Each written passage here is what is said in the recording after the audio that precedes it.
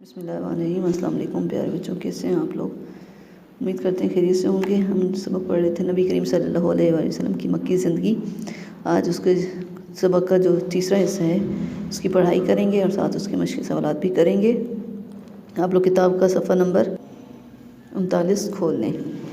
اب ہم اس کی پڑھائی شروع کرتے ہیں۔ بسم اللہ الرحمن الرحیم۔ حجر اسود کی تنصیب اور حضور صلی اللہ علیہ وسلم کا انصاف۔ ایک بار خانہ کعبہ کی تعمیر اور مرمت کا کام کیا جا رہا تھا۔ مکہ کے سارے قبیلوں نے اس کی تعمیر میں حصہ لیا، لیکن جب دیوار میں حجر اسود نصب کرنے کا وقت آیا تو ہر قبیلہ یہی چاہتا تھا کہ وہی یہ سعادت حاصل کرے۔ اسی بات پر جھگڑا ہو گیا اور نوبت جہاں تک پہنچی کہ تلواریں نکل آئیں۔ اس میں خانہ کعبہ کے کام کی بات ہوئی کہ جب تعمیر ہو رہا تھا تو اس میں سب قبیلوں نے حصہ لیا ہوا تھا، اور جب دیوار میں حجر اسود لگانے کا وقت آیا، یہ حجر اسود ہے، اس کے لگانے کا وقت آیا تو ہر قبیلہ یہ چاہتا تھا کہ ہم لوگ یہ کام کریں۔ تو اسی بات پر کیا ہوا کہ انہوں نے جھگڑنے کے لیے تلواریں نکال لیں، یعنی کہ ایک دوسرے کو مارنے پر آمادہ ہو گئے۔ کئی دن اس جھگڑے میں گزر گئے تو قریش کے ایک بوڑھے شخص نے مشورہ دیا کہ اس تنازع کا فیصلہ اس شخص کے حوالے کر دو جو صبح کو سب سے پہلے حرم میں داخل ہو۔ اللہ کا کرنا ایسا ہوا کہ جو شخص سب سے پہلے حرم میں داخل ہوا وہ نبی کریم حضرت محمد صلی اللہ علیہ وسلم تھے۔ انہیں دیکھ کر وہ موجود سب لوگ خوش ہو گئے اور کہا کہ بے شک آپ صلی اللہ علیہ وسلم امین ہیں، اور آپ جو فیصلہ کریں گے ہم اس پر راضی ہیں۔ جب یہ معاملہ آپ صلی اللہ علیہ وسلم تک لایا گیا تو آپ صلی اللہ علیہ وسلم نے زمین پر ایک چادر بچھا کر حجر اسود اس کے بیچ میں رکھ دیا، اور ہر قبیلے کے سردار کو بلا کر کہا کہ وہ چادر کا کونا پکڑ کر اٹھائیں اور حجر اسود خانہ کعبہ کی دیوار تک لے جائیں۔ جہاں حجر اسود نصب کرنا ہے وہاں پھر وہاں آپ صلی اللہ علیہ وسلم نے حجر اسود چادر پر سے اٹھا کر خانہ کعبہ کی دیوار میں نصب کر دیا۔ اس طرح خانہ کعبہ کی تعمیر پھر شروع ہو گئی جو رک گئی تھی۔ اس وقت حضور اکرم صلی اللہ علیہ وسلم کی عمر 35 سال تھی۔ یہاں پہ حجر اسود کے نصب کرنے کا جو طریقہ بتایا گیا کہ نبی کریم صلی اللہ علیہ وسلم نے بہت ہی ایک اچھے انداز میں اس کا جو بوڑھے شخص نے مشورہ دیا کہ آپ لوگ انتظار کریں کہ جو کل صبح مسجد میں داخل ہوگا، تو اس میں کیا ہوا کہ حضرت محمد صلی اللہ علیہ وسلم ہی اگلے دن داخل ہوئے۔ سب کو یہ چیز دیکھ کر بہت خوشی ہوئی کہ آپ صلی اللہ علیہ وسلم کا جو فیصلہ ہوگا اس سے میں سب اس پر راضی ہوں گے۔ تو اس طرح جو ہے پھر وہ فیصلہ کیا گیا کہ جو ہر قبیلے کے جو لوگ ہیں وہ آئیں اور اس کو بھی جو پتھر ہے اس کو اٹھا کر ایک چادر پر رکھیں، پھر وہاں سے اس کو اٹھا کر وہ یعنی سب قبیلے کے جتنے بھی لوگ تھے انہوں نے حجر اسود اس پتھر کو چادر پر رکھا گیا، پھر وہاں سے سب نے مل کر اس چادر کا کونا اٹھایا، اس سے جو خانہ کعبہ کو حجر اسود کو اس دیوار کے پاس رکھا گیا، اور اس سے حضور پاک صلی اللہ علیہ وسلم نے اس کو دیوار میں نصب کر دیا۔ پھر آگے حجر اسود کے بارے میں کہ وہ کیا چیز کے بارے میں پڑھتے ہیں۔ حجر اسود خانہ کعبہ کی مشرقی دیوار میں زمین سے 4 فٹ اوپر ایک سیاہ پتھر ہے جو دیوار میں نصب ہے۔ اس کے گرد چاندی کا حلقہ بنایا گیا ہے۔ یہ جنت کا پتھر ہے۔ سیاہ ہونے کے سبب اسے حجر اسود کہا جاتا ہے۔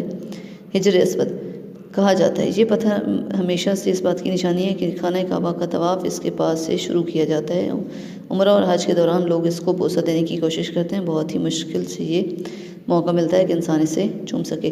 حجر اسود کے بارے میں یہاں سے بتایا جا رہا ہے کہ خانہ کعبہ کی جو مشرقی دیوار ہے اس میں زمین سے یہ اوپر کی طرف ہے 4 فٹ، اور اس کا جو رنگ ہے وہ کالا ہے، اس وجہ سے اس کو حجر اسود کہا جاتا ہے۔ یہ جنت کا پتھر ہے، اور کس بات کی نشانی ہے کہ لوگ یہاں سے عمرہ کا جو طواف ہے وہ شروع کرتے ہیں، اور اس کو چومنے کے لیے سب لوگ کوشش کرتے ہیں اپنے حج اور عمرہ کے دوران۔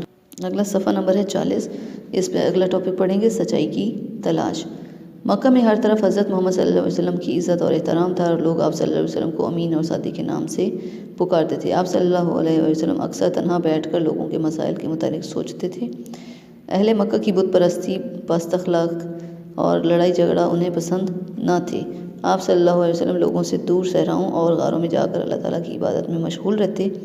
رات کی تنہائی، اندھیرا اور خاموشی حضور پاک صلی اللہ علیہ وسلم کے سوچنے کے وقت کے بہترین ساتھی تھے، اور اکثر حضرت محمد صلی اللہ علیہ وسلم غار ہرا میں جا کر عبادت فرماتے۔ آپ صلی اللہ علیہ وسلم کئی دن کا کھانا اور پانی غار ہرا میں لے جاتے تھے۔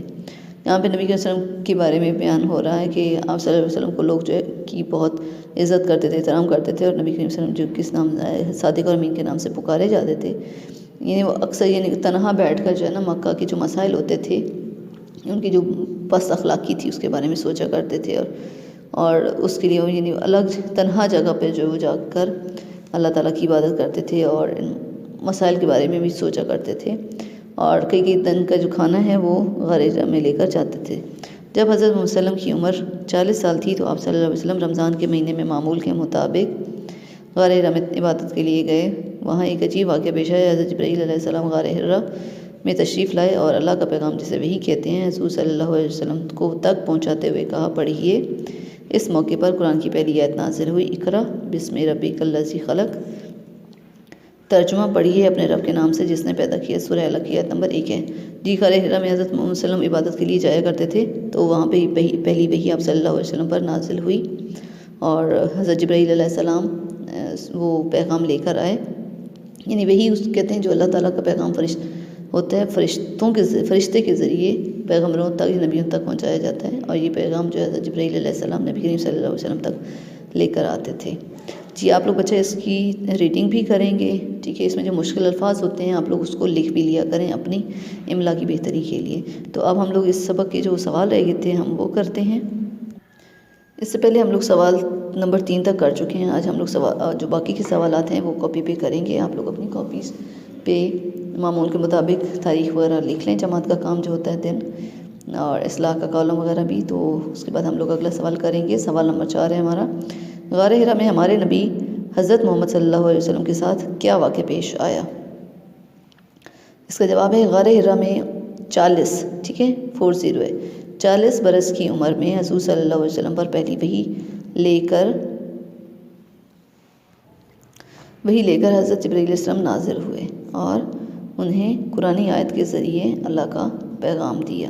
ٹھیک ہے، جو ابھی آپ لوگوں نے پیچھے پڑھی تھی، غار ہرا میں عبادت کے لیے مصروف تھے تو وہاں پہ حضرت جبرائیل علیہ السلام نازل ہوئے اور ان کو قرآن کی آیت لے کر نازل ہوئے. یہ واقعہ ان کے ساتھ پیش آیا.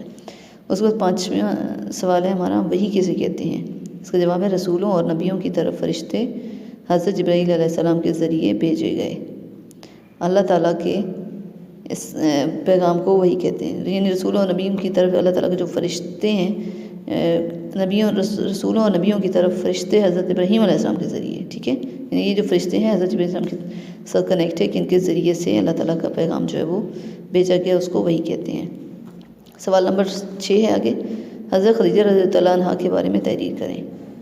اس کا جواب ہے حضرت خدیجہ مکہ کی مالدار خاتون تھی. اس کو ہم لوگ پوائنٹس کے انداز میں لکھیں گے، پیراگراف کی شکل میں نہیں لکھیں. اب لوگ آگے ہے نمبر 2، آپ صلی اللہ علیہ وسلم کی اچھی بیوی تھی. حضرت خدیجہ کے بارے میں ذکر ہے. نمبر 3 ہے، آپ صلی اللہ علیہ وسلم پر سب سے پہلے ایمان لانے والی خاتون تھیں. نمبر 4 ہے، حضرت محمد صلی اللہ علیہ وسلم کے لیے حضرت خدیجہ بہت اچھی دوست اور ساتھی تھیں.